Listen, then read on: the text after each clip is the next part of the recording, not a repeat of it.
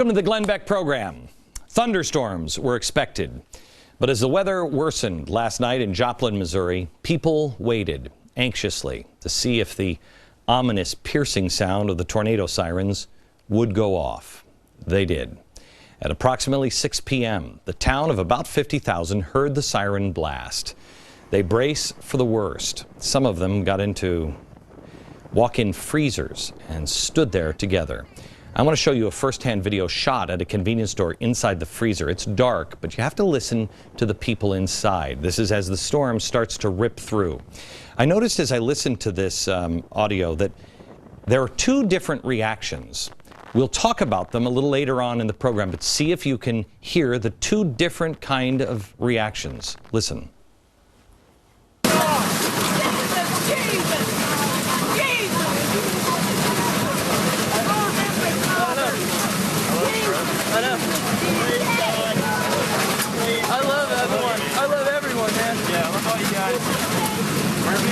I love you. Jesus, Jesus, Jesus. Heavenly Father. Thank you. That's all okay? Yes.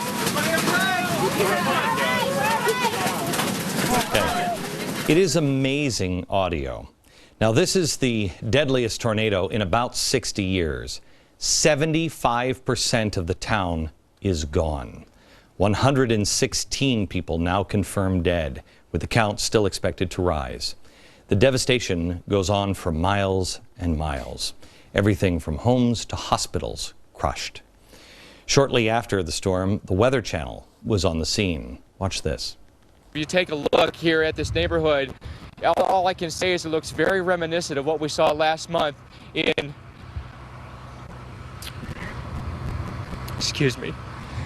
in Tuscaloosa.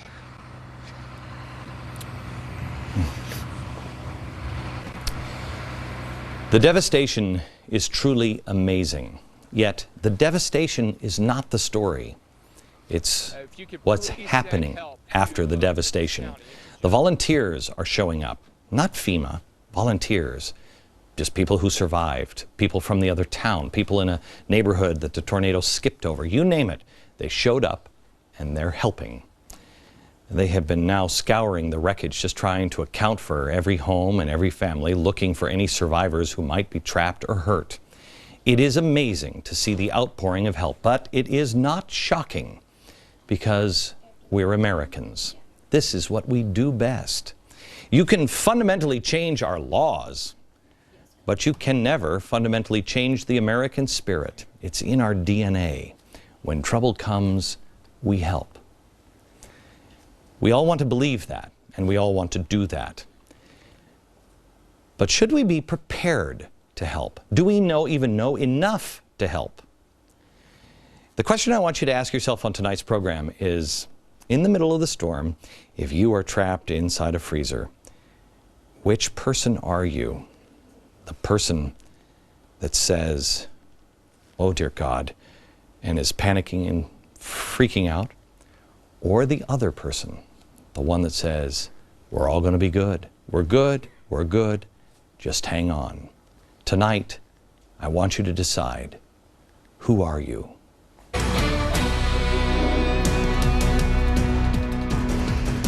Well, hello.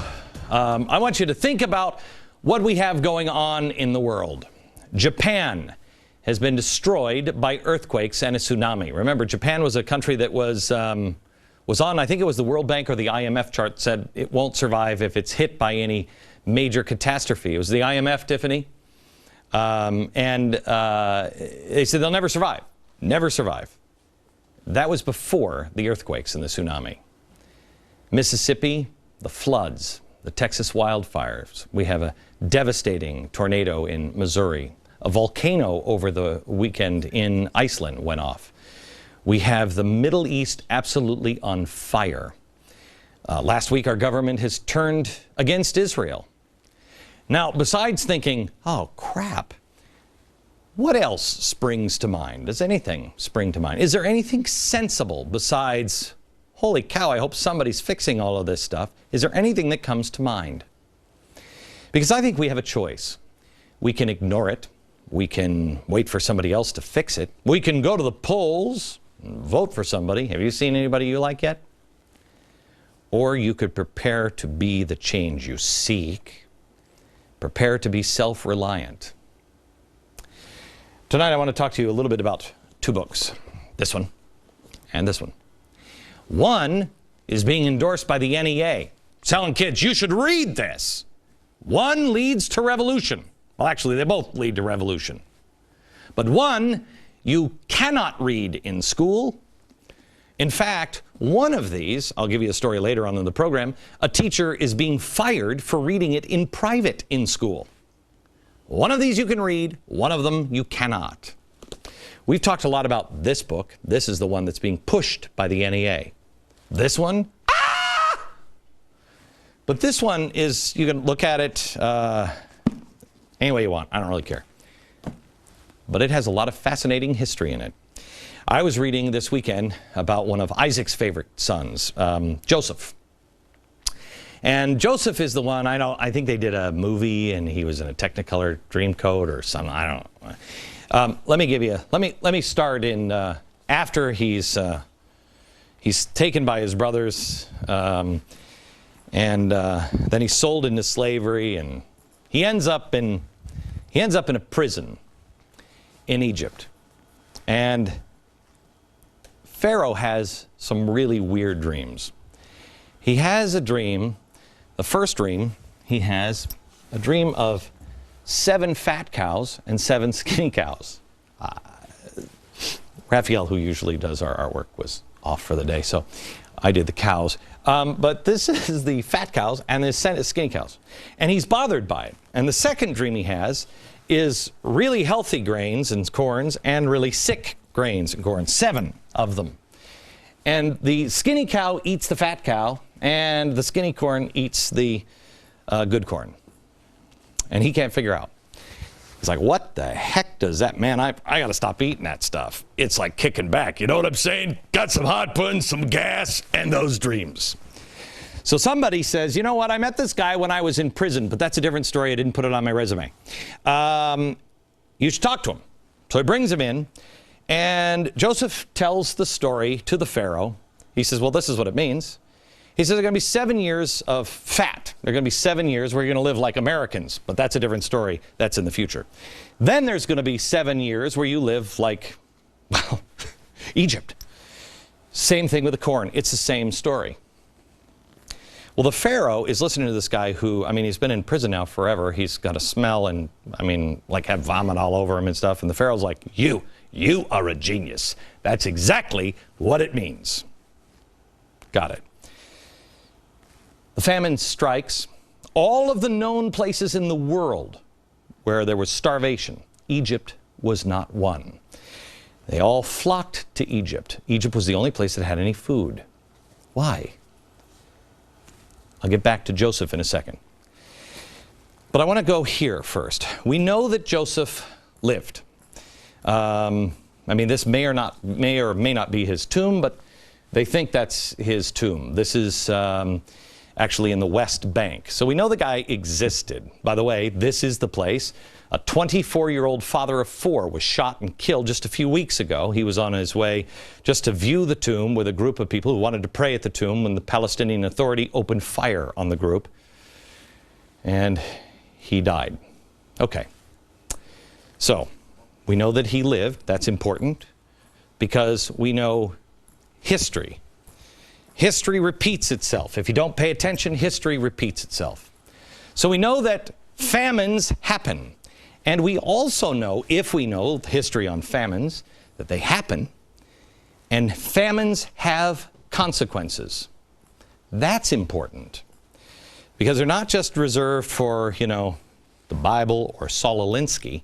They could happen at any time. Most people don't know, or they forgot. I don't think I was ever taught this in school. Did you know that one of the main factors in the French Revolution was famine? Some historians believe that a massive volcano erupted in Iceland and eventually the ashes traveled to Europe and destroyed the crops. People were starving in Europe. Well, there's no easier way to get the bottom to rise up than when they're hungry. Jobless, well, that's one thing. jobless and hungry. Oh, now we have the seeds to really change things. By the way, in totally unrelated news, I know we were watching Joplin today, but did you see that there was a massive volcano eruption in Iceland over the weekend? Isn't that the second time this has happened in, I don't know, last year? So now let me bring you back to Joplin, Missouri, the Midwest. We have all of this destruction. But has anybody talked about the millions of acres of crops that have been destroyed? Some estimates have it as high as 2.5 million acres of farmland that has been flooded. Now that's about the size of the entire state of Connecticut. A farm that size being wiped out. In the midst of the craziness of all, I saw pictures, and this is from the Mississippi. I love this guy. I celebrated this guy. I thought this was the best house ever. And I'm like, boy, did that guy luck out. And then I realized he doesn't have a driveway, so I think he made that himself. Here's a guy who made levees himself. People have built their own levees around their houses. They're not going to be victims. They're not going to be standing with a sign on the roof saying, help me, help me. I love self-reliance. People that say, I'm not going to be a victim. I can do something about it. Now, some farmers in Missouri didn't have much of a choice, and one group of farmers in one town, a levee was intentionally blown up to ease the Mississippi River flooding, threatening the town of Cairo, Illinois. Don't talk to me about George Bush blowing up the levees. This president actually did in Illinois. The result, 200 square miles of Missouri farmland has been wrecked. Fertile topsoil has been washed away, costing about $100 million this year alone. Now, according to the Missouri Farm Bureau, it says that some farmers are going to take a generation to recover. Also, in Missouri, back to the tornadoes. We are focusing, as we should, on the loss of lives. But while we're doing that, we haven't heard of the destroyed farmland there. We haven't even thought about the economy and the impact on the economy. We haven't thought of that or talked about it with Texas. Texas has been ravaged by fires. April wildfires caused an estimated $20.4 million in farm losses alone, destroying the fences, the buildings, the grazing pastures. Cattle have been killed. The reason why I point all of this out is because Pharaoh didn't have a dream. Our Pharaoh had the UN, the IMF, the World Bank, even me. I don't expect him to believe me, but everybody's warning about the rising cost of food and the possible shortages that are coming. And now we have all of these natural disasters. We should follow the money here. I recommend the president follow the money. I read a story this weekend about the latest people to warn about a coming food crisis. They're hedge fund managers. Now, these guys are investing in and buying up farmland all around the world. Why? Because many of them believe, quote, productive agricultural land with water on site, as it's going to be, very valuable in the future. Okay. So we have warnings. We have warnings. We also have history that famines happen. We have the history that famines have consequences. The revolution in Europe in the 1700s. We also have glaring evidence that our food supply globally is under threat. That's why the president sent all of that grain last week in that speech, sent all of that grain from us to Egypt. We even have Al Gore. If you listen to Al Gore, oh, it's our SUVs, and they're all going to, okay. But we also have our own government adding to this. Flooding, blowing up the levees and burning of our corn for fuel. So we have that as well. Then we have inflation due to what our government is doing there, which causes food prices to go up. He doesn't have a crazy dream about fat and skinny cows. The president doesn't have this. He just has all of the experts in the world saying that it's coming. But what's the difference between the two, besides one didn't have the crazy dream? Pharaoh actually acted on this. What was the very first thing that the Pharaoh did when the guy with vomit on him said, I gotta tell you, I know what it is? What happened? When Joseph explained it, Pharaoh said, that is exactly right. You know what? You're in charge. You're going to store all the food. Okay? He started storing food. Now, can you imagine? I mean, it was the Pharaoh, so, I mean, if you complained, I guess he could have just thrown you in between. I saw the movie. So, wait, that's an old woman between the... So there's not a lot of complaining there, but people had to have said, I mean, what is he doing? There's plenty of food going around. I mean, again, we're living like Americans, you know what I'm saying? Can't happen to Egypt. Pharaoh, why are you hoarding it all? Because you had a crazy acid trip and dreams about fat and skinny cows? That was based on a dream and the interpretation from a guy who you dragged out of a prison cell. But the Pharaoh believed it. And even as evil as he was, he acted either to save his own throne or to save his people by storing up food. He knew famines happen and famines have consequences. Store up food. So with all of the signs that are pointing towards access to food becoming more difficult, what is our president and his minions doing? They're not only ignoring all of the warning signs, failing to tell people to prepare, but they also take it a step further and they mock those who are preparing. Is anyone mocking the people in Joplin, Missouri, who are walking around today handing out maybe extra water bottles that they had, or using extra food to help feed neighbors? I contend if the president and this administration, if they're not worried about extremists in the Middle East. I mean, they don't even think they're existing. They're not warning about a coming economic and food shortage problem. They're not worried about our border. They're not worried about anything, really. What is it that they are warning you about? I'm not kidding you. This is the CDC website. A zombie attack. Preparedness 101, zombie apocalypse. I don't know if we can wear our superhero unemployment capes while we're fighting the zombies, but if the zombies showed up, government's going to be prepared. So we're prepared for zombies. We're also prepared for the fundamental transformation of the financial system. We're prepared for new financial regulations. We're prepared, believe it or not, for the 2012 election. You bet they are, where all the old evil Republicans are wheeling old ladies off of a cliff.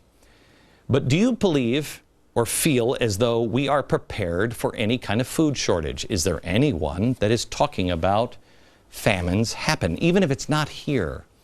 What will it do to your food cost? Is anyone saying, you know, guys, this must be like our grandparents. Let's have some extra food on the shelves. Is anybody really prepared for unemployment? Is anybody prepared for, what does he say, the energy prices will necessarily skyrocket? How about civil unrest? We've got the left planning it. We've shown it to you on this program. Are we prepared? By the way, on a completely unrelated note, the president brushed off the War Powers Act deadline expiring because he said the Libyan military mission doesn't apply to that. Excuse me? If you look at every action from this administration, from that War Powers Act to everything he's done, including the speech slamming Israel, our only stable ally in the Middle East, and then lifting up the guy in Tunisia who set himself on fire as the equivalent to Rosa Parks. You have to ask yourself, is this president and this administration, are their actions stabilizing us or destabilizing us? You're going to have to decide that, but the answer to me seems pretty clear. And as things become more unstable around the world, we should move to be more prepared. If the government doesn't do it, you know what I would love to see? I would love to see a town that is so prepared that when the FEMA trucks come in because something like this happened, they stand and say, excuse me, turn your cars around. We don't need you. Thank you. If you're more prepared, what's the worst that can happen? You're prepared and nothing happens, great, everybody wins. I'm not sure anymore why that's mocked other than a pure political agenda, and a dangerous one at that. Learn from history. Be self-reliant. A flood is coming, a volcano could hit, a tornado, a financial tsunami, or just a simple job loss of you or your neighbor. Why wouldn't you want to be prepared? Why wouldn't you want to build a dike around your house? Why wouldn't you want to be the person that can go and help someone else if they are struggling? And if you can't answer that question, then I ask you to follow the money And ask yourself, if the hedge fund managers, the ones who, according to the White House, are so powerful, they're manipulating money, but so powerful that no one will even bring up regulating that market, if those guys are buying up farmland with water on it because what they see is coming, if they're not ignoring it, but you are, you have to ask yourself, why? And which one am I when the storm comes? The one comforting people or the one screaming in panic? Back in a minute.